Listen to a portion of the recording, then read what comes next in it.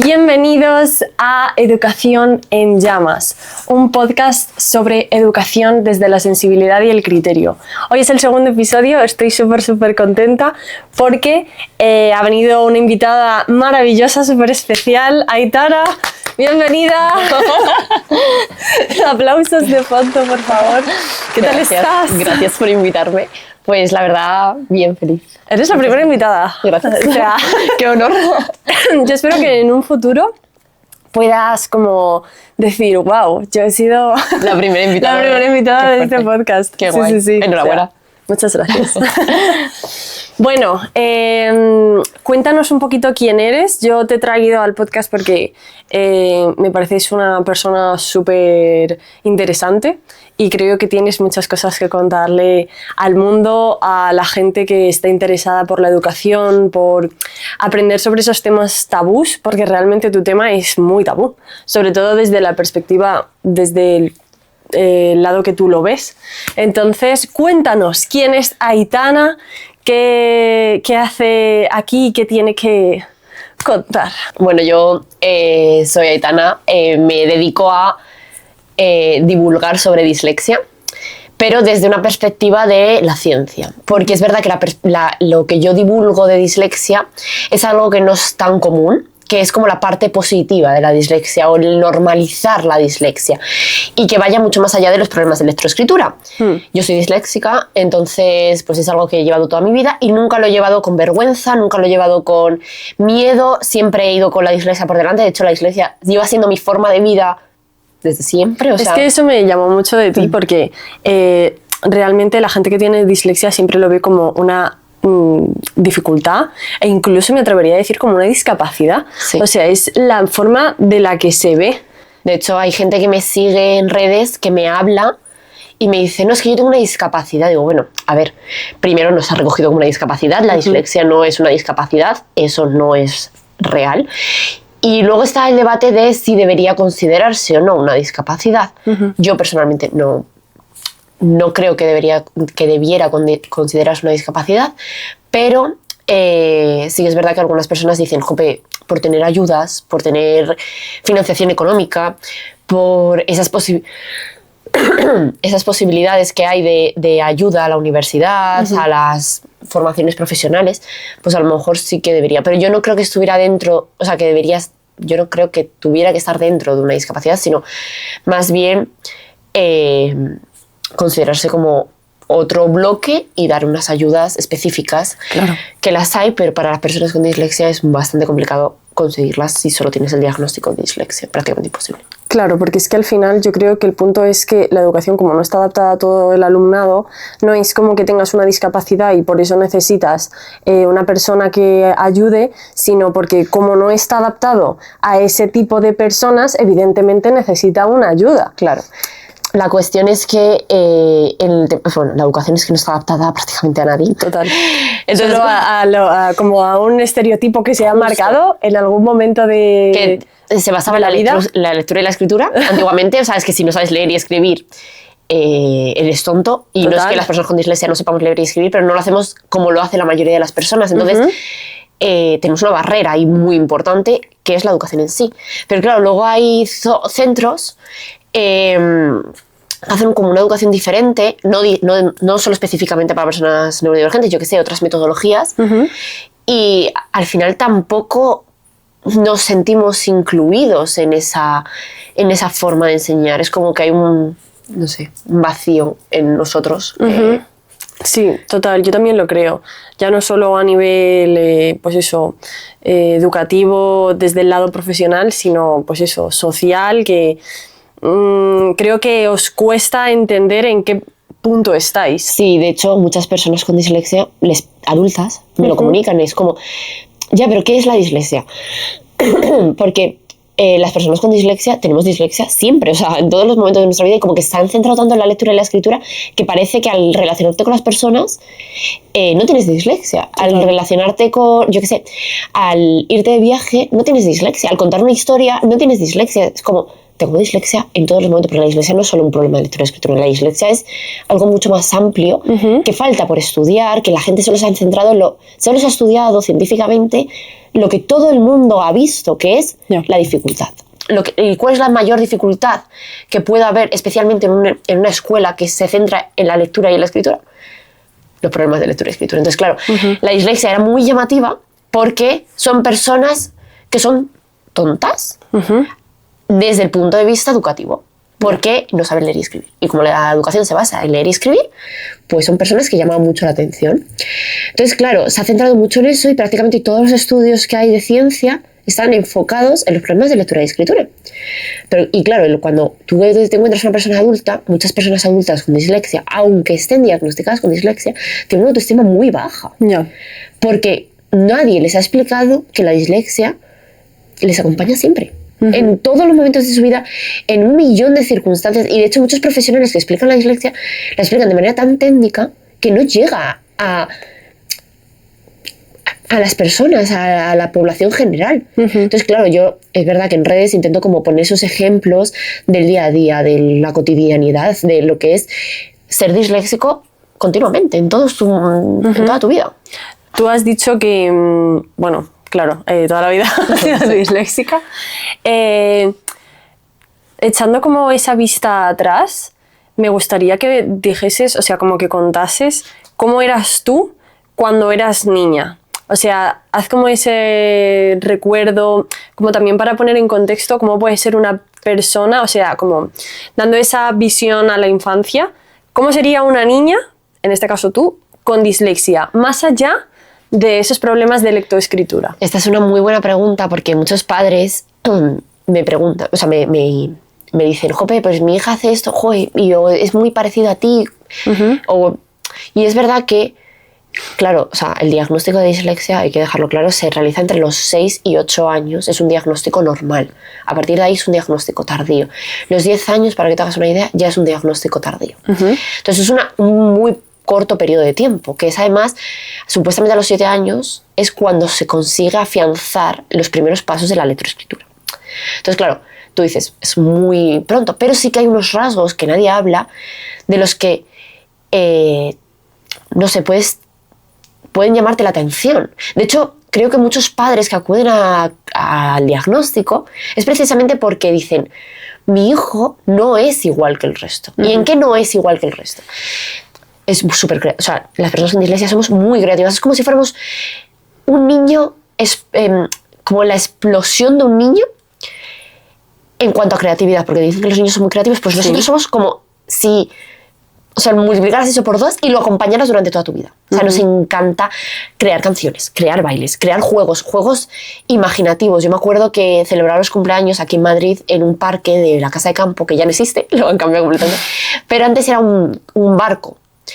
Y si alguien vive por Madrid, seguro que es seguro, y cerca de la Casa de Campo, el barco de la Casa de Campo, el barco de la Casa de Campo, que creo que ya no sé si lo han cambiado o si ya, bueno, el caso que yo me acuerdo de crear juegos ahí en mis cumpleaños que eran la leche, o sea, éramos piratas, pero el barco se movía, íbamos contra otros piratas, y me acuerdo que jugaba con mis primos, con mis amigos, pero es que acababan uniéndose muchos niños de lo emocionante que era. Esa tal vez ese liderazgo desde la creatividad, ¿no? La típica persona a lo mejor como que crea ideas y todo el mundo las sigue porque es como muy... Pero no nos gusta ser líderes, es como la diferencia, o sea, nosotros queremos jugar, queremos ser uno más, de hecho... Queremos ser uno más en nuestros negocios, queremos ser uno más en nuestro... y es una característica muy típica de la dislexia, queremos ser uno más, no queremos ser el líder y que la gente nos vea como líderes, queremos escuchar a la gente con la que trabajamos, con la que jugamos, con la que... Y es una característica muy importante de la dislexia, es que escuchamos a las personas. No es con las que escuchemos, que lo que dicen de las personas con dislexia es que vemos la esencia de las personas. Entonces, bueno, eso también se ve en la infancia, como que no es empatía, es ir más allá, es como comprender cómo piensa esa persona en cada momento y saber trabajar con ello. Porque no es solo ponerte en el lugar del otro, sino saber cómo potenciar esas habilidades, saber cómo hacer que una persona se sienta segura, si tiene... pues algún trauma, si tiene algún complejo, pues que se sienta segura con esos miedos. Y lo hacemos como muy bien. Y eso también es otro rasgo que se ve en la infancia. Y otra cosa es que hacemos muchísimas preguntas. Pero muchísimas preguntas. Preguntas incluso a veces absurdas. Yo me acuerdo cuando era pequeña bueno, no tan pequeña, a lo mejor tenía 10 años, o 8 o así. Y me acuerdo que escuché o leí en algún sitio que una pregunta muy absurda era ¿por qué la luna nos sigue? ¿No? Que era una pregunta súper absurda. Y me acuerdo de decir, ¡buah! Es que es verdad que es una pregunta muy absurda porque yo ya tenía ciertos conocimientos, ¿no? Y sabía que la luna rotaba alrededor de nosotros y que por una carretera la luna no nos sigue realmente, pero sí que parece que nos sigue. Entonces me acuerdo que en un viaje de estos largos íbamos por carretera y yo iba viendo la luna y digo, ¿verdad que la luna nos sigue? pero es verdad, sí nos está siguiendo la luna. En plan, si me giro para el otro lado, pero la luna está del otro lado, pero nos sigue siguiendo, ¿no? En plan, y me acuerdo que lo pregunté a mi padre, o a mi madre, no me acuerdo, pero lo pregunté y dije, papá o mamá, ¿por qué la luna nos sigue? Y claro, o sea, como que no me pareció una pregunta tan absurda luego. Entonces como que parece que hacemos preguntas absurdas, pero realmente son preguntas que van más allá. Van más allá, o sea, necesitamos como generar esa imagen mental de lo que está a nuestro alrededor. Y hacemos muchísimas preguntas. Entonces yo creo que las 3 características más comunes son que entendemos muy bien a las personas, o sea, en la infancia, que entendemos muy bien a las personas, que hacemos muchas preguntas y que somos muy imaginativos y resolutores de problemas. O sea, nos encanta cuando hay un problema darle una solución. Y en el ambiente educativo, en el colegio, toda esos rasgos, ¿no? De personas que tienen dislexia o bueno, que todavía no tienen ese diagnóstico, pero son así, ¿no? Porque muchas veces, a lo mejor, no, sin tener ni idea, ¿el diagnóstico es siempre súper evidente? ¿O hay personas que pueden ser disléxicas y como que no les dan un diagnóstico porque a lo mejor son menos? O sea, ¿hay como alguna especie de baremo a nivel...? Es muy evidente ver cuando un niño es disléxico. Es que la dislexia engloba muchas cosas, ¿vale? Engloba... O sea, la dislexia como tal está definida como un problema en la lectura. ¿Qué pasa? Que muchas personas con dislexia tienen también problemas en la escritura, que se llama, bueno, pueden tener disgrafía o disortografía, que esto es algo que muy poca gente habla. También puede darse el diagnóstico de disgrafía y disortografía sin dislexia. Y también pueden tener pueden tener problemas en las matemáticas, discalculia. No me salía la palabra. Pueden tener discalculia, o sea, puede ser por así decirlo, cuádruple diagnóstico, en plan, tener 4 diagnósticos en uno. Entonces no es tan evidente como tal. ¿Y por qué digo esto? Porque hay gente, dentro incluso de lo que englobamos como dislexia, muchas veces está englobada la parte de escritura en dislexia, ¿vale? Puedes tener problemas en la comprensión, problemas en la decodificación de palabras. Puedes tener problemas, puedes tener 1000 millones de problemas como tal en una dislexia. Y obviamente sí hay 3 grados que no de dislexia como tal, sino dentro de las el DSM-5, que quien no lo conozca es el manual diagnóstico de los el manual diagnóstico de todos los psicológicos, ¿no? Hay un baremo de 3 grados, de leve, moderado y alto, si no me equivoco, bueno, son 3 grados que va de, no me acuerdo exactamente la palabra, pero de menor a mayor. Y pero no de dislexia como tal. De hecho, la palabra dislexia aparece en un epígrafe del DSM-5. Es de las dificultades de aprendizaje. O sea, dentro de las dificultades de aprendizaje está el desglose. Entonces sí que hay un desglose, pero no concretamente de dislexia. Y perdonad si me he confundido en alguna terminología, que soy disléxica y yo mezclo no pasa nada. Terminologías. Pero sí, eso, y las tengo que tener delante, si no me lío, porque si no es un caos. No, que además las terminologías al final llegan hasta cierto punto de validez, porque creo que hay cosas que se tienen que seguir revisando y se tienen que volver a dar una vuelta. Entonces, en ese sentido, ni te preocupes. Quería preguntarte, ¿tú cuando estabas en el colegio, exactamente, ¿recuerdas el momento en el que, bueno, tú dices que te has criado en una familia disléxica, entiendo que toda tu vida has vivido con ese concepto, pero ¿en qué momento en el sistema educativo, en institución educativa, te diste como ese choque con la dislexia en el cual como que encontraste ese odio? Porque si tú has tenido una buena relación con la dislexia porque tu familia la ha empoderado, te ha enseñado ese lado súper positivo, ¿en qué momento dijiste, ostras, esto es un problema? Esto va a ser muy curioso y va a sonar súper raro, pero yo me di cuenta de que la dislexia era un problema en cuarto de carrera. Ya ves. En cuarto de carrera, y no por mí, sino porque yo no encontraba una definición de dislexia. Ya. O sea, era un problema porque no había una definición buena de dislexia para mí. Porque claro, de hecho, mi padre se ríe mucho porque yo preguntaba qué era la dislexia hasta, no sé, eso, cuarto de carrera. ¿Qué es la dislexia, papá? ¿Qué es la dislexia? Cuéntame, porque todo el mundo, un problema de lectoescritura, pero es que yo nunca he vivido la dislexia como un problema. Entonces, sí, leía y escribía de manera diferente, pero es que no era un problema para mí. O sea, yo nunca había visto la dislexia como un problema, y sí que he tenido profesores que me han hecho leer en clase, y esto es verídico, me hacían, o sea, yo tenía un profesor de inglés que me hacía leer en clase y decía al resto de la clase, ¿veis? Por esto hay que leer todos los días en casa en inglés, porque si no vais a acabar leyendo así.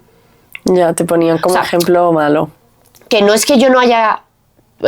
Que es verdad que yo tenía mucha suerte y que la mayoría de mis profesores comprendían lo que era la dislexia, que he tenido una familia neurodivergente, pero sí que he tenido casos de profesores así. Entonces, yo me di cuenta de que la dislexia era un problema en cuarto de carrera, porque yo buscaba la definición de dislexia que fuera más allá de la lectoescritura y no la había. Y no la había. Entonces, claro, solo basándote en lo que los normotípicos han visto que es la dislexia, no me valía esa definición de dislexia. Porque para mí, la dislexia no era un problema de lectoescritura. La dislexia sí tenía dificultades, o digamos dificultades para los normotípicos, pero teníamos una forma de leer y escribir distinta. Sí, la teníamos, pero ¿qué pasaba con mi día a día? Que nadie me explicaba eso. ¿Qué pasaba con mi día a día? ¿Qué pasaba con todas las ventajas que yo tenía? ¿Qué pasaba con eso? ¿Dónde estaba esa explicación? No la había. Entonces, fue en cuarto de carrera cuando yo me di cuenta haciendo mi trabajo de fin de carrera, de decir, ¿cómo explico a la gente lo que es la dislexia? No había. Una duda. Hablas de que para ti era una forma completamente diferente. Como curiosidad, ¿cómo era exactamente tu forma de leer y escribir? Como que te dieses cuenta que era de otra forma distinta, pero para ti no era un problema. Pues yo sé que tardaba más en leerme un libro en clase, que los libros de clase no me motivaban nada. Pero me encantaba leer. Me encantaba leer porque mis padres me habían enseñado a leer como persona con dislexia. ¿Qué hacían? Yo leía todas las noches en voz alta. No con mi padre al lado, yo leía sola en mi cama con voz alta. Libros, y te aseguro que los 3 primeros libros que me leí no entendía nada, pero veía como el orgullo en mis padres, que se está leyendo un libro.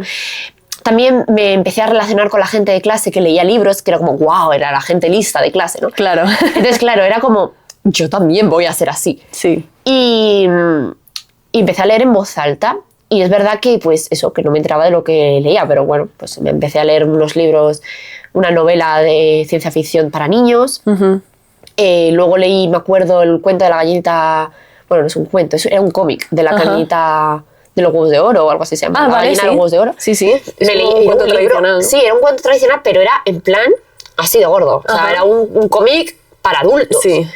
Pues me lo leí. Y me acuerdo que no me enteraba muy bien de lo que decía. Pero yo me lo leí con todas mis ganas. Y es verdad que fue como ese gusto, ese orgullo de mis padres a seguir leyendo, lo que me enganchó a la lectura. ¿Qué veía diferente? Veía diferente que yo tardaba más en estudiar que el resto de mis compañeros. Veía que mis notas con más tiempo de estudio eran peores que las de mis compañeros. También veía que en clase me hacían cosas distintas, no me corregían las faltas de ortografía, veía que tenía ciertas adaptaciones, más tiempo en los exámenes, veía que, por ejemplo, en matemáticas me costaba mucho, que los problemas me costaban mucho, pero yo creo que cuando eres niño no eres consciente de lo que te está pasando, ni de las ayudas que te están dando, o la falta de ellas. No eres consciente de eso. O por lo menos yo no lo fui, en cierta forma. O sea, sí que era consciente que me hacían cosas distintas, porque yo llevo teniendo adaptaciones desde cuarto de primaria, creo. Pero no era consciente de esa diferencia como tal. Ya fue más en la ESO cuando fui consciente de que pues, yo sí que tenía unas cosas diferentes y que tenía que luchar por ellas. Entonces, pues eso. ¿Y cómo se dieron cuenta el colegio de que necesitabas esas adaptaciones? ¿Tus padres dieron ese comunicado o ellos mismos se pudieron dar cuenta? Porque al final, realmente un niño, ya digo, puede tener dificultades para leer, para escribir, pero ¿en qué momento dices, tiene dislexia? Pues yo ya en primero de primaria, segundo de primaria, yo estaba en un cole, y en ese cole ya se habían dado cuenta, o sea, bueno, todo el mundo, yo me acuerdo que salía del aula y me perdí algunas asignaturas, porque... Perdón. Nada, trabajaban conmigo en la lectoescritura, pero no había nada más allá, no había diagnóstico, no había nada. Entonces mis padres decidieron cambiarme de cole, y en este cole la persona que me atendió, que sigo teniendo contacto con ella y es maravillosa, yo la adoro, habló con mis padres, y mis padres con ella fue un mutuo acuerdo y dijeron, vamos a poner solución. Y ya, claro, mis padres se habían dado cuenta de que yo tenía dificultades en el cole, y esta persona que tenía formación también dijo, anda, pues a lo mejor sí. Y juntos me derivaron a hacer un diagnóstico. Entonces fue como súper fácil desde el minuto, a lo mejor desde el primer trimestre de ese nuevo cole. La verdad es que yo tuve mucha suerte con eso, también mucha lucha de mis padres, porque dijeron, hasta aquí, vamos a cambiarla de cole, que yo sé que esto es una decisión que no todos los padres quieren tomar, pero bueno, mis padres la tuvieron que tomar porque veían que era eso o un fracaso escolar. Entonces, bueno, pues decidieron... ¿Tú crees que... a ver, ¿cómo hago esta pregunta? ¿Tú crees que... Porque al final has tenido que adaptarte, ¿no? O sea, aunque te hayan querido hacer ese camino para que para ti sea más accesible, al final ha tenido que haber una adaptación por tu parte también. O sea, no es solamente que la institución se adapte, sino la misma persona. ¿Tú crees que en parte de esa adaptación has perdido como alguna esencia tuya, o crees que se ha perdido alguna rama que podría haber florecido pero no ha podido? No sé si me explico muy bien. Pues yo creo que es justo al contrario. O sea, justo al contrario. Creo que por cómo ha sido mi vida he podido potenciar todo lo que quería haber potenciado. De hecho, yo siempre digo que tengo la suerte de no decir que me ha quedado nada por hacer. Todo lo que quería haber hecho, lo he hecho. Entonces yo creo que tengo justo pero siempre diré, es porque sí, tuve la suerte de que fue así, pero no tengo por qué ser la única persona que le pase esto. O sea, hay mucha gente que podría ser así, simple y llanamente con el apoyo en casa. Y no es apoyo en casa de, eres diferente. No, es que eres diferente, tienes unas habilidades, tienes unas dificultades y vamos a potenciarlas, vamos a creer en ellas, vamos a creer en tu forma de pensar, vamos a potenciar tu forma de pensar. Entonces creo que no me ha quedado nada por hacer, no tengo como ese decir miedo, trauma o como queréis llamarlo, de decir, jope, me ha quedado algo por hacer o de todos los objetivos que tenía hasta ahora, los he podido cumplir. Y sí que es verdad, me he tenido que adaptar al mundo, y mis padres son los primeros que me han dicho, Aitana, es que el mundo no es para una persona con dislexia. O sea, es que no lo es. O sea, ojalá lo fuera, pero no lo es. Cuando seas mayor puede que encuentres tu lugar, pero en la etapa educativa no lo vas a hacer. Y no lo vas a hacer en la etapa educativa, pero no lo vas a hacer con tus amigos. O sea, elige bien a tus amigos, porque por cómo piensas tú, no te van a valorar todo, no te va a valorar todo el mundo. Habrá gente que te valore, pero no todo el mundo. Habrá gente que se asombre con tus ideas, con tu forma de luchar, pero habrá gente que piense que estás loca. Y lo he tenido, he tenido amigos que han pensado que mi forma de pensar es de loca, o que mi forma de hablar, por no utilizar tecnicismos, es inválida, o sea, no es válida, es... Porque mucha gente habla con tecnicismos, si no te sabes el tecnicismo, no vale. Yo que sé, puedes estar hablando de de las carreteras. Yo, por ejemplo, hasta hace 2 días no me sabía cómo eran las carreteras que salen de Madrid. Sí. La A1, la A2. No sabía ni que estaban estructuradas con forma de reloj. No sabía nada. No, yo tampoco lo sé. Pues yo no lo sabía. Y claro, ya solo por ese hecho, ojo, ¿cómo no puedes saber eso? Si es súper básico y no sé qué. Ya, Ya no vales. ya, total. Entonces, claro, bueno, pues ha sido, o sea, un proceso de adaptación al mundo, no solo a la etapa educativa, sí, he tenido que hacer muchas cosas para adaptarme al mundo. Habrá veces que me tenga que callar, habrá veces que tenga que explicar que soy disléxica y que no voy a hacerme el tecnicismo porque te puedo contar absolutamente todo. Por ejemplo, lo del DSM-5 que acabo de decir. Sí. No me sé la palabra técnica, pero bueno, digo, es que tampoco es necesario porque puedo coger el DSM-5 y mirarlo para que... Totalmente. O sea, que me lo puedo aprender porque debería aprendérmelo, pero es que se me va... O sea, pero habrá momentos en los que se me olvide, como ahora, si yo me sé ese test mío, pero se me puede olvidar. Y no me avergüenzo de... Claro, para tu cerebro son más importantes otras cosas. Claro. Y... Son más importantes lo que dice, Ujú. cómo utilizar esa información, más que el nombre técnico de si es nivel bajo, medio y alto, o fuerte, medio y bajo, ¿sabes? Total. Pues Total. eso. Pero yo sé que me he tenido que adaptar al mundo de muchas formas. Y Claro. no solo en la etapa educativa. Y hablando sobre, que has comentado sobre pues, la sociedad, la gente con la que te has relacionado, también viéndolo nosotras como profesoras, ¿qué cosas crees que actualmente pueden ser como esa piedra para niños con dislexia? Sobre todo, Pero en la sociedad dices... tanto, o sea, en la sociedad, pero englobada como en la educación. Vale. Yo creo que seguimos teniendo una educación muy arcaica. En el sentido de nos pasamos la vida, o sea, nos pasamos con niños de 8 años sentados en las mesas. Ya. Mi frase estrella es, las mesas me estorban. Y esto a la gente le hace mucha gracia, porque tener niños moviéndose en un aula y tener niños saliendo al campo... Ya, total. Y que los niños salgan al patio con lluvia, también o sea, fatal. es como... Yo he vivido en Estados Unidos y los niños salían con nieve al Ya. patio. 1 hora de patio. O sea, con menos 30 grados, porque quiero dejar claro que era menos 30 grados, que no Sí. es que nevara un poquito, tal. Menos 30 grados todos los días. Y salían al patio. Entonces es que... A ver, yo creo que es que seguimos siendo muy arcaicos en la educación. Entonces, mientras sigamos siendo muy arcaicos y tan cerrados, la educación no se va a adaptar a una persona neurodivergente, ya sea disléxico, TDAH, ya sea con TEA, con autismo.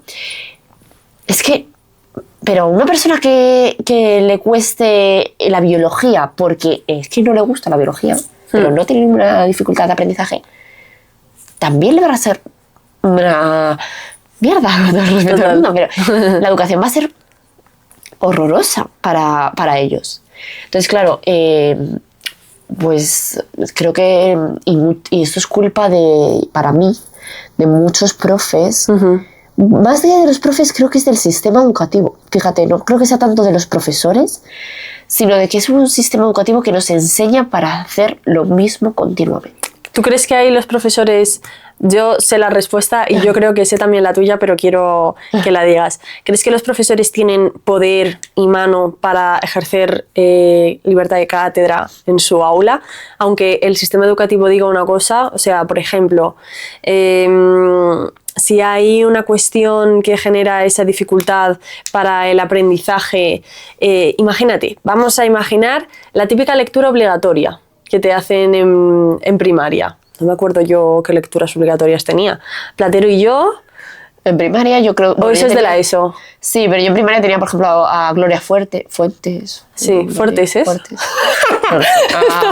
Bueno. Esto lo vamos a cortar, esto no va a aparecer en el podcast. Jerónimo Stilton. Jerónimo Stilton, es verdad. No era obligatorio. Pero sí que había unas lecturas que a lo mejor no eran famosas. Eso. Pero sí que eran obligatorias en la etapa Eso en es. la primaria. O sea, no son famosas, pero sí que son obligatorias. Exacto. ¿Qué pasa si, por ejemplo, te das cuenta que tienes varios alumnos que tienen dificultades con esa lectura? ¿Crees que el profesor tiene la potestad de poder y decir, vale, yo lo voy a hacer diferente? O como el sistema educativo lo dice de determinada forma, ya tiene que hacer caso total. A ver, yo creo que con los recursos que hay, sí que sería posible una educación distinta si las cosas se cambiaran desde la raíz. O sea, habría que cambiar todo desde la raíz. Y el poder lo tenemos los profesores. La fuente de dónde viene esto, de este cambio, es nuestra. No es de los padres, no es del sistema educativo. Es que tenemos que dejar de echar valores fuera. O sea, la responsabilidad del cambio es nuestra. Pero sé que el sistema es muy rígido. Y sé que en un aula con 27 alumnos, es que aunque tengas 17, pero ya 27 alumnos, para un único profesor es muchísimo. Dentro de un aula, ahora, prueba a sacar esos alumnos fuera del aula. Tal vez 27 alumnos siguen siendo muchos para un profesor. Siguen siendo muchísimos, es que es un ratio enorme. Pero ya es una forma de hacer distinta. Y otra cosa es que se ve mucho el mundo del ocio y tiempo libre, pero muy poco en el mundo de la educación, es utilizar a los niños para enseñar a otros niños. No que a los niños listos a enseñar a los niños pobres. O sea, bueno, los niños listos a enseñar a los niños tontos. Sí. No es ese concepto, porque eso sería volver a lo mismo. Es, tú sabes esta cosa, enséñasela a esta. Tú eres... a ti si te encantan las plantas, pues enséñale a esta persona sobre plantas que sabe dibujar. Y esta persona que sabe dibujar te puede ayudar a dibujar tu planta.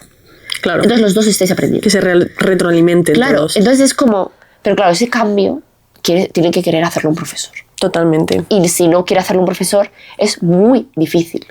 Muy difícil. Y yo sé que en un aula, vuelvo a decir, en un aula ordinaria es imposible. Y lo que decías tú de los libros, es que tenemos tanta carga de trabajo que es prácticamente imposible. ¿Pero por qué tenemos tanta carga de trabajo? Porque estamos intentando cambiar las cosas sin cambiar nada. Ya. O sea, y yo sé que cambiar mucho es muy complicado. Es que lo sé, o sea, yo soy la primera que lo dice. Es muy complicado cambiar las cosas. Ya.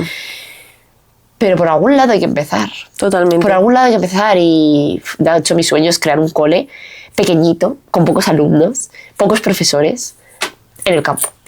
Para estos niños neurodivergentes que necesitan otra educación, pero niños neurodivergentes con otra educación que también tengan acceso a una educación superior, sea la que ellos quieran elegir, pero que no se les limite. O sea, yo siempre diré que el objetivo que tengo para cualquier niño es un doctorado. Que si quiere quedar niveles por debajo, perfecto, pero que sea lo que ellos quieran elegir. La preparación siempre ha de ser la máxima educación. Pero con la máxima educación potenciando y exprimiendo sus posibilidades. Y enseñándonos de otra manera. Entonces, claro, esto es como súper... O sea, yo sé que es súper complicado. De hecho, por eso mi sueño es crear un cole para hacer un poco como la pieza... Porque yo sé que los coles que existen... Es que... O sea, ole los profesores que pueden conseguir hacer mínimos cambios con los recursos, la formación, las posibilidades y las estructuras que tienen. Ole ellos. Yo también creo que al final... Uy, mi cuello, ya está. Yo también creo que la educación es pasión. Es que no me canso de decir que se requiere pasión, pasión, pasión. Y la pasión está muchas veces cuando no hay motivación, cuando no hay ganas. La pasión sigue ahí. Y también un poco de disciplina. Es decir, pasión con disciplina, eres una bestia. Entonces, ¿qué pasa? Que podemos caer en ese error de pensar que por tener muchos alumnos no vamos a dar abasto. Y yo siempre pienso esto. Es como lo que tú has dicho. Tú no tienes que hacer todo el trabajo como profesor. O sea, tienes 27 personas a los que les puedes enseñar a crear una comunidad y ellos mismos fluctuar entre ellos mismos y al final tú ser solamente ese guía. Evidentemente ese guía que sabe más, pero claro, al final estamos como saliéndonos de ese sistema, que al final el sistema es un poco como... como la serie de Stranger Things, la araña esta gigante como que abarca todo, pues yo creo que el sistema no solamente es a nivel político, sino también cómo las familias interpretan lo que es la educación, cómo los profesores interpretan lo que es la educación, cómo los niños esperan la educación, porque yo me canso, o sea, de eso sí que me canso de ver vídeos de niños cada vez que hay una vuelta al cole diciendo yo no quiero ir al colegio, menudo rollo, y yo pienso, qué pena. Yo querría ir al colegio. Yo quiero un colegio en el que los niños quieran estar en el colegio. Claro. Y tan pequeños, o sea, niños muy pequeños. Sí. O sea, es flipante porque todavía los niños de la ESO y por cómo son los profesores de la ESO y demás, que no todos son iguales, pero muchos profesores de la ESO, porque en primaria muchos profesores están formados, de hecho probablemente la mayoría de las personas que vean esto sean profesores, Sí, maestros, total. quiero decir, de educación infantil y primaria. Correcto. Pero ¿qué pasa con los profesores de la ESO? ¿Sabes? No, es como es que- se acabó, llegas a la ESO y todos tus problemas empiezan, porque es que si te das cuenta, los profesores de la ESO no tienen formación en enseñar. No, claro. Y muchos de ellos están ahí pues porque no han encontrado trabajo en lo suyo y de profesores había trabajo. Entonces, Totalmente. claro, es como un año de formación tienen esos profesores. Un año. Y luego hay gente que es súper apasionada y... Total, no quitamos que haya profesionales educativos en la educación secundaria obligatoria, pero yo pienso como tú. Yo pienso que en la ESO tienes que tener una formación psicológica aparte. Al igual que tú estudias una educación psicológica, escasa, por cierto, en infantil y en primaria, porque es que siempre nos ceñimos en teorías y en tonterías, que cuando creo que es que debería ser full psicológico. Sí. O sea, Y sobre todo psicológico, yo creo que la educación, o sea, lo que se enseña en la universidad, la mitad no sirve para nada. O sea, porque muchas, por ejemplo, yo me acuerdo de didáctica de las matemáticas, que te enseñaban matemáticas de primera de carrera, que tú dices, o de segundo de bachillerato, pero dices, segundo de bachillerato no es nada, todo el mundo debería tener como mucha más... Ya, pero es que en primaria no vas a enseñar matemáticas en segundo de bachillerato. Total. Pero sí que vas a enseñar, o sea, sí que es bueno que te enseñen cómo hacer las matemáticas, o sea, cómo enseñar matemáticas de maneras distintas, con diferentes metodologías. Y no, a lo mejor no tiene que tener un nombre la metodología, pero decir, mira, para enseñar fracciones puedes utilizar todo esto, para Total. enseñar los números ordinarios, puedes enseñar, ¿sabes? Puedes como utilizar, o sea, que te enseñen metodologías. exacto. O sea, como que yo, no sé, como que la formación universitaria se me queda... Y más, muy escasa. volviendo un poco, porque nosotras nos liamos. Nos encanta ir escalando y al final tirarnos en parapente. ¡Yu! Es como, chicas, a mí me encanta hacer metáforas. Chicas, ¿podéis seguir escalando? Volviendo a tema dislexia, la formación en la universidad, la dislexia, ¿qué De hecho, opinas? yo me metí en magisterio. Porque además te has especializado luego en educación especial, imagino que también has tocado la dislexia. Yo me metí en magisterio esperando encontrar la respuesta a esa definición de dislexia, ¿no? ¿Qué es la dislexia? ¿Cómo ayudar a los niños? No lo encontré. Me fui a Estados Unidos buscando una forma de enseñar distinta, que viví pues eso, en Mallorca, tampoco la encontré en Países Bajos. No en definición de dislexia, sino una forma de enseñar distinta. Me fui a Estados Unidos buscando esa manera de enseñar diferente. A la mínima que un profesor quería enseñar de manera distinta, se le echaba. Es como absurdo. Volví a España, hice el máster de educación especial y sé que la educación especial pues es muy amplia, pero había asignaturas especializadas en dislexia. Profesoras con dislexia enseñando a personas que no tenían ni idea de dislexia, que esto es lo que más fuerte me parece. Personas con dislexia con una asignatura de pues eso, de necesidades educativas especiales, intentando enseñar lo que era dislexia y volví a lo de siempre, que esto es lo que más me duele, que personas con dislexia Ya. sigan enseñando lo mismo sobre la dislexia, que es como, vale, por favor, utilizar vuestra dislexia para pues, Que al final se centran como en esos problemas que tú dices. en los problemas y, joder, que las personas con dislexia tenemos un montón de habilidades, que tenemos un montón de fortalezas. Claro. Y precisamente una de esas fortalezas es el pensamiento divergente, la capacidad de cuestionarnos todo, de hacernos un montón de preguntas. Utiliza eso para cuestionarte qué es lo que te están Claro. enseñando sobre dislexia. Pues creo que nadie lo ha enfocado desde esa perspectiva. Para eso estás tú. Alguien tenía que llegar. Y pues nada, hice el máster en educación especial. Entre medias estuve trabajando en bastantes coles, tanto en el equipo, en el departamento de orientación como en las aulas ordinarias, en aulas de educación especial también, preferente en autismo. O sea, mi formación no solo es en dislexia, que mucha Sí. gente piensa, es verdad que es en lo que más he leído, más me he formado, pero Claro. por ejemplo, autismo también es otra de las ramas que más he trabajado y que más formación tengo, porque también he leído mucho sobre autismo y he trabajado con muchas personas con TEA. Y nada, no había forma de... Así que decidí hacer mi trabajo de fin de carrera y mi trabajo de fin de máster sobre dislexia y dije, hay que continuar investigando esto porque falta mucha formación. Lo poco que hay sobre formación distinta, o sea, como pensamiento divergente, ¿no? O no sé, la otra, todo lo demás que hay sobre dislexia, o sea, no son los problemas de lectoescritura, hay muy poca formación científica. Entonces me decidí dedicarme a la investigación de la dislexia, porque dije, es que, o sea, yo lo que estoy diciendo lo puedo decir desde mi experiencia y no tendría valor. Porque hay mucha gente formada, especialista en lo que yo digo, que me va a contradecir. Entonces la única forma de poder demostrar esto es a través de la ciencia.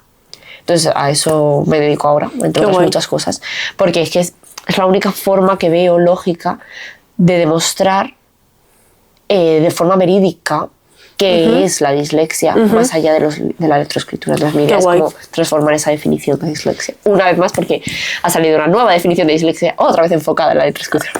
Así que bueno. Qué guay, o sea, realmente te honra un montón y te ensalza como profesional y como persona. Es como darle un chute de energía a tu niña, como decirle, girl, estabas en lo cierto. Sí. Exacto. Y cerrando así ya un poquito este podcast tan chulo, ¿qué crees que deberían los adultos? Justo estabas hablando, que es que se me ha ido, estabas hablando de que se sigue enfocando en lo mismo. Para cambiar ya este chip, ¿qué frases deberíamos de dejar de decir los adultos, ya sean profesionales, ya seamos familiares, ya seamos vecinos, a niños con dislexia? Típicas frases cliché que hacen mucho daño y que ya deberíamos de decir stop. Esto me encanta porque es, por ejemplo, yo soy disléxico porque confundo la derecha y la izquierda. Es como que lo dice mucha gente de la población general. Sí. Y es como... Total. Eso no es un rasgo de dislexia. O sea, que el niño se ponga el zapato derecho en el izquierdo y el izquierdo, eso no es dislexia. De hecho, es hasta, pues eso, los 7, 8 años, no me acuerdo la fecha exacta, no tenemos asociado el concepto de lateralidad. O sea, no sabemos cuál es la derecha y cuál es la izquierda. No sé si es diferente. O sea, ese concepto es muy amplio. De hecho, los niños giran las letras y no porque gires las letras con 5 años tienes dislexia, ¿vale? Claro, estás aprendiendo. Justo. Entonces, el concepto este de, pues, derecha e izquierda, luego te bailan las letras. O sea, esto es una cosa que incluso personas con dislexia dicen, me bailan las letras, me bailan las líneas. Y es como, a ver, no te bailan. No te bailan, las letras no le salen brazos y piernas y empiezan a bailar. No, eso no es cierto. Pero es verdad que tú al leer mezclas las letras, las cambias de orden, no te bailan. Es que, entonces claro, como nosotros mismos estamos enseñando mal a la población, o utilizamos palabras erróneas, tal vez habría que ser más específico. Entonces, ¿cómo no se va a confundir la población con lo que nosotros? No es que las letras nos bailen, y aunque lo exprese una persona con dislexia, no bailan las letras. Lo que hacen las letras es cambiarse de orden. Puedes omitir una letra. Puedes incluir una letra donde no la hay. Puedes incluso cambiar una palabra entera. Puedes decir en vez de psicólogo, psiquiatra. Frases típicas cliché de estoy leyendo mal, es que soy disléxico. Claro. ¿Sabes? Pues bueno, que al final se van a hacer toda la vida. Se van... Pero, pues... Y luego otra cosa que es que a mí me da mucha rabia, y es que porque esto se llama, el concepto es capacitismo, ¿vale? Vale. Consiste en pensar que las personas somos capaces de hacer algo. Es un concepto que se utiliza, es verdad, con la discapacidad. Es decir, que el capacitismo es pensar como tratar a las personas como menos de lo que son, ¿no? Y es que nosotros somos capaces de hacer cualquier cosa. O sea, en la meta la ponemos nosotros. Yo siempre lo diré. De hecho, me he encontrado con muchos padres que dicen, no, es que mi hijo suspende 3 asignaturas y ya no va a ser abogado. Ya, total. Bueno, a lo mejor si quiere ser abogado, a lo mejor puede encontrar otra forma de ser abogado. Total. Incluso puede seguir, a lo mejor si tú lo apoyas y le das las ayudas necesarias, desde tú mismo. O sea, no tienes por qué pagar un profesional para que lo haga. Que también, si no sabes hacerlo, hazlo. Por favor, paga a un profesional y denle las ayudas. Pero si suspende 3 asignaturas, o sea, podría perfectamente llegar a hacer lo que quiera hacer. De hecho, ayer me metí en Google Fotos y vi exámenes míos de tercero de la ESO. ¡Anda! Y fue una casualidad, ¿eh? O sea, fue un jope. Y vi que, o sea, creo que había 4 o 5 exámenes, uno de física y química, otro de biología y otro de matemáticas y otro de geografía e historia. De todos esos exámenes, el único que había aprobado era geografía e historia con un 6,6. El resto estaban todos suspensos. ¿Y quién iba a decir el tercero de la ESO? Total. Que yo estaría aquí ahora. O sea, yo lo sabía, porque yo quería hacer esto. Totalmente. Es verdad que no me planteaba hacer un doctorado, pero sí me planteaba estudiar una carrera universitaria y dedicarme a cambiar la educación. Pero si yo no, o sea, si en mi casa no me hubieran visto posibilidades, yo no estaría aquí. Total. Y el mayor apoyo no es la escuela, es casa. Es cuando tus padres creen que tú puedes hacer lo que tú quieras hacer. 100%. Entonces creo que es como la palabra capacitismo, de decir, el capacitismo es justo lo contrario, ¿no? El no pensar que puedes hacer ciertas cosas porque, pues, pensar que seas capaz de hacer lo que tú quieras hacer. Claro, que no se caiga en el error de, vale, como eres disléxico, esto se te va a dar peor, así Claro. que mejor no te dediques a escritura de libros, no seas escritor, porque ya sabes, De de hecho- disléxico te cuesta. De hecho, Por ejemplo, muchas personas con dislexia son escritoras de libros, que esto es una cosa que me dicen, ¡oh! Pues es que he conseguido que mi alumna o que mi paciente escriba un libro teniendo dislexia. Oye, ¿verdad? Es que te estás olvidando de una cosa, que es que una de las habilidades de las personas con dislexia es la creación Total. de imagen, o sea, creación de historias, creación de aventuras. ¿Cómo no va a ser escritora de un libro? claro, porque les falta ese conocimiento de que las personas disléxicas son capaces Pero de hacer personas esas- especialistas en dislexia, Ya. que se sienten súper orgullosas, porque fíjate tú, bueno, es como, como yo qué sé, las personas que tienen síndrome de Down. Ujú. Hay una persona, que no me acuerdo del nombre, como buena persona con dislexia que soy, que tiene una carrera, con una carrera universitaria por tener síndrome de Down. Y es como, es que, ¿ves? Eso es súper guay. No, oye, ¿por qué una persona con síndrome de Down no va a poder tener una carrera? Total. O sea, ¿por qué no pensamos que todas las personas con síndrome de Down son capaces de tener una carrera y después que lleguen hasta donde quieran llegar? Total. Pero es que, pues eso, no, es que ha conseguido escribir un libro. Oye, ha conseguido escribir un libro porque es que a lo mejor te estás olvidando que una de las habilidades de las personas con dislexia es la imaginación, la creatividad. Ya. Y no la imaginación de, ay, es que son crear historias muy amplias, muy complejas, muy detalladas en su cabeza. Entonces, claro, pues eso, o sea, es que mi hijo no va a saber, ¿cómo va a querer estudiar política con todas las leyes que se tienen que aprender? Es imposible, no, es mentira. Ya. O sea, si tu hijo quiere ser político y su sueño es ser político, te aseguro que va a encontrar la manera, si tú le permites hacerlo, de ser político. Qué guay, qué guay. Iba a decirte que para cerrar, o sea, como último mensaje, que dieras directamente un mensaje, pero es que me ha encantado esa última reflexión, pero como un mensaje para... elige tú. Vale. Para las personas con dislexia, Vale. o mejor dárselo a las personas que no tienen dislexia y acompañan la dislexia. ¿A quién prefieres darle? Quiero el mensaje? darlo a los dos. Vale, Porque creo que para las personas con dislexia es muy importante que ellos crean en lo que pueden hacer y no se dejen llevar por lo que otros les digan que pueden o no pueden hacer. O sea, es súper importante que ellos confíen en lo que pueden hacer. Y que toda esa forma de pensar diferente, que te darás cuenta que tienes una forma de pensar distinta, más allá de los problemas de lectoescritura, a la hora de relacionarte con la gente, a la hora de hablar, de estudiar, a la hora de crear, a la hora de imaginar, a la hora de procesar la información, es real. No es falso, o sea, no es un mito. No es, o sea, eso que te está pasando se llama dislexia. O sea, si tú tienes un diagnóstico de dislexia y te han dicho que la dislexia es un problema de lectoescritura y ves que tú eres diferente en muchos más sentidos, es real, completamente real. Y para los padres y profesionales, sobre todo a mí me preocupan los profesionales que tratan con personas con dislexia, por favor, no les limitéis, que nos dejen de limitar por tener dislexia. O sea, no es que te pongas un objetivo alto, es que te dejes de tener objetivos con esas personas. La clave es dejar de tener objetivos. Que tú tienes que ver cuáles son sus dificultades y apoyarlas. Y ver cuáles son sus virtudes y apoyarlas también. O sea, de empezar a aceptar a las personas tal y como son.